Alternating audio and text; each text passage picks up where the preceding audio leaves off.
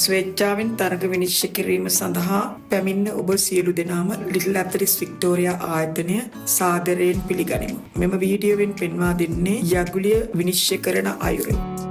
ඉසව්ව ආරම්භ කිරීමට පෙර උපකරණ සහ අවට සියලු දෙනාටම ආරක්ෂා සහිතදයි බලන්න. විසිකරන පිළිවෙල අනුව දරුවන්ගේ නම් දක්ෂ සඳහන් කරන පිටුවේ ලියන්න. තරගය ආරම්භ කිරීමට පෙර සෑම දරුවෙකුටම පුහුණු කිරීමේ වාරයක් ලබා දෙන්න.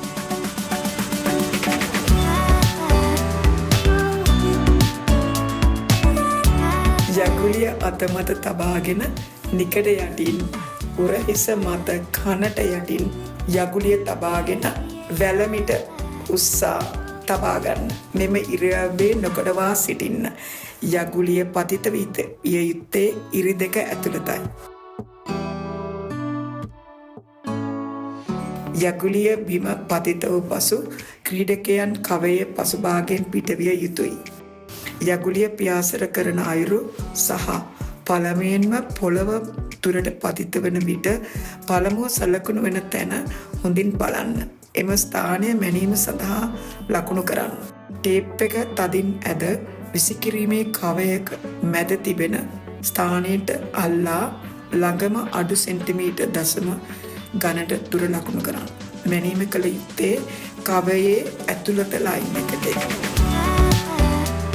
ඉසව්වට සහභාගී වන ආබාධිත සට දරුවන්ගේ අදාළ අවශ්‍යතාවයක් ක්ලාසිෆිකේෂන් එක අනුව යගුලියේ බර වෙනස් කළ හැකිය.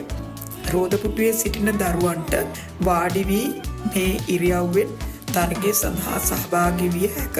විශේෂයෙන්ම මතක තබාගත යුත්තේ මෙම රෝදපුටුවේ බ්‍රේක් විවෘත කිරීම සහ සීට් බෙල්ට් දැමීම. රෝදපුටුව නොසරන ආකාරයට සකස් කිරීමට වැඩිහිටියන් උදව් විය යුතුයි.